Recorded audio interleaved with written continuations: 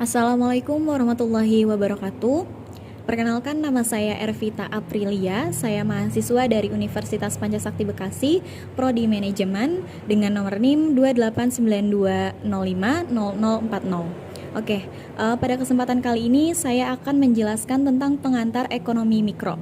Langsung saja, slide pertama. Apa itu kurva penawaran atau supply? Kurva penawaran atau supply curve adalah grafik hubungan antara harga barang dan jumlah penawaran.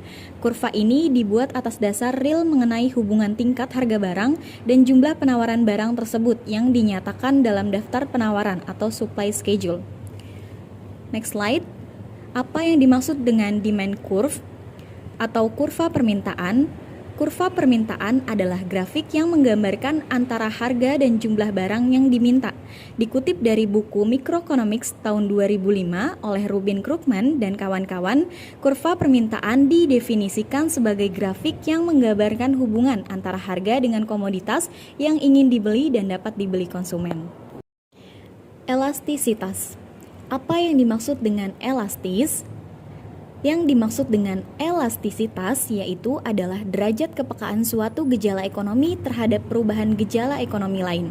Elastisitas juga dapat diartikan sebagai tingkat kepekaan perubahan kuantitas suatu barang yang disebabkan oleh adanya perubahan faktor-faktor lain. The next slide. Apa arti keseimbangan dalam ekonomi mikro? Dalam ilmu ekonomi, keseimbangan didefinisikan sebagai suatu kondisi di mana jumlah penawaran sama besar dengan jumlah permintaan, atau jumlah barang yang diminta sesuai dengan besaran harga yang ditawarkan. Apa perbedaan antara pasar persaingan sempurna dan pasar monopolistik? Pasar persaingan sempurna adalah merupakan pasar di mana banyak penjual dan pembeli serta barang yang diperjualbelikan homogen. Sedangkan pasar monopolistik adalah pasar yang banyak penjual dan pembeli dan produk yang diperjualbelikan sejenis namun memiliki corak yang berbeda-beda. The next slide. Rumah tangga produsen, konsumen, pemerintah. Peran rumah tangga produsen adalah organisasi ekonomi yang didirikan dengan untuk tujuan memproduksi barang dan jasa untuk memenuhi kebutuhan masyarakat. Rumah tangga produsen mempunyai peran sebagai berikut. Yang pertama yaitu melakukan kegiatan produksi barang dan jasa dengan cara mengolah faktor produksi yang diperoleh dari rumah tangga konsumen. Yang kedua yaitu sebagai penjual hasil produksi kepada konsumen, pemerintah, dan masyarakat luar negeri. Yang ketiga yaitu membayar kompensasi atau balas jasa atas pemanfaatan faktor-faktor produksi, yaitu berupa sewa, gaji, bunga, serta laba atau keuntungan. Yang keempat yaitu sebagai penggerak ekonomi serta agen pembangunan. Yang kelima yaitu mempunyai kewajiban membayar pajak kepada pemerintah. Sedangkan peran rumah tangga konsumen adalah sekelompok masyarakat, kelompok atau individu yang melakukan kegiatan konsumsi barang maupun jasa yang dihasilkan produsen untuk memenuhi kebutuhan hidupnya yang tidak terbatas. Supaya dapat memenuhi kebutuhan hidup tersebut, setiap orang harus bekerja untuk mendapatkan uang. Selanjutnya, ketika sudah mempunyai uang, setiap orang bisa membeli barang ataupun jasa sesuai dengan kebutuhannya. Peran rumah tangga konsumen adalah sebagai berikut.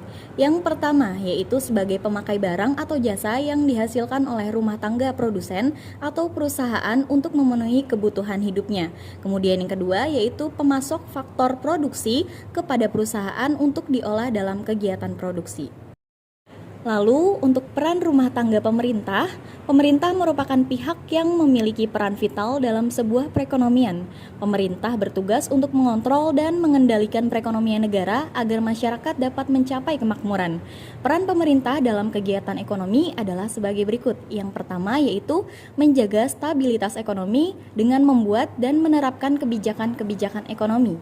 Yang kedua yaitu menciptakan iklim sehat dan kondusif bagi dunia usaha dengan melakukan bimbingan, pengaturan, pengarahan, dan pengawasan dengan membuat peraturan atau perundang-undangan. Yang ketiga yaitu menyediakan prasarana produksi. Contohnya yaitu jalan-jalan, listrik, bandara, dan lain sebagainya. Bagaimana pendapat Anda tentang tujuan perusahaan untuk memaksimumkan keuntungan? Pendapat dari saya sendiri adalah perusahaan harus memaksimalkan keuntungan untuk apa?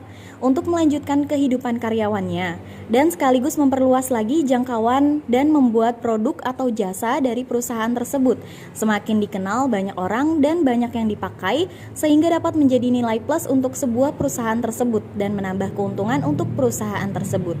Lalu menurut kalian bagaimana? Oke, mungkin itu saja yang dapat saya sampaikan. Terima kasih and see you next video.